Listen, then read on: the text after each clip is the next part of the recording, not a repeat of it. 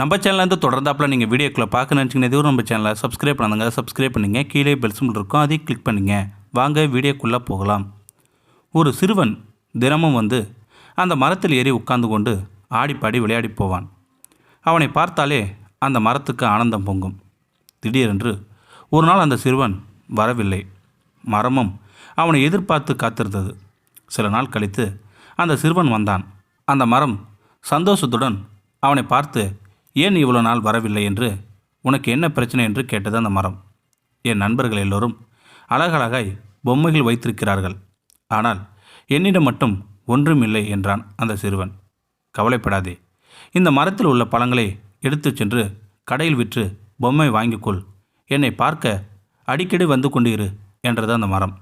அவனும் அந்த சிறுவனும் மகிழ்ச்சியுடன் பழங்களை பறித்து சென்றான். மறுபடியும் அவன் வரவே இல்லை. மரம் அவனுக்காக ஏங்கியது. பல வருடம் கழித்து ஒரு நாள் வந்தான் அந்த சிறுவன். அவன் முகத்தில் கவலை தெரிந்தது. இப்போது அவன் வளர்ந்திருந்தான். அவனை பார்த்ததும் மரத்துக்கு ஏக சந்தோஷம். வா, என்னிடம் வந்து விளையாடு, இந்த கிளையில் ஏறி அமர்ந்து பாட்டு பாடு என்றது அந்த மரம். அதற்கு அவன் இல்லை, இப்போது வயதாகிவிட்டது, எனக்கு மனைவி குழந்தைகள் உள்ளனர் என்றான் அவன். ஆனால் நாங்கள் வசிக்க சொந்தமாக நல்ல வீடு இல்லை, வீடு வாங்க என்னிடம் பணமும் இல்லை என்றான் அவன். மரம் உடனே சொன்னது, பரவாயில்லை, உனக்கு கொடுக்க என்னிடம் பணம் காசு இல்லை.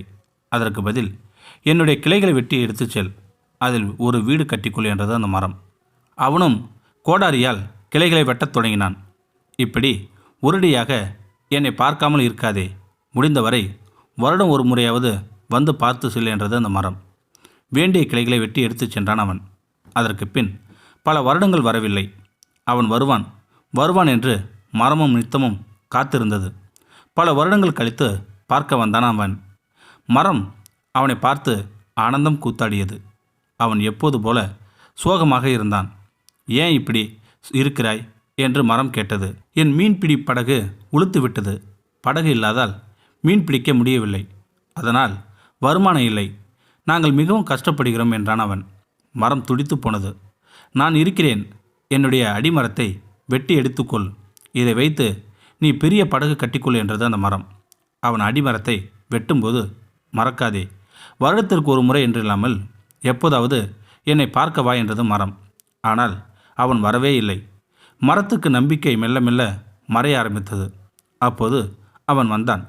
தலையெல்லாம் நரைத்து கூன் விழுந்து மிகவும் வயதான தோற்றத்துடன் அவன் இருந்தான். அவனை பார்த்ததும் மரத்துக்கு அழுகியே வந்துவிட்டது.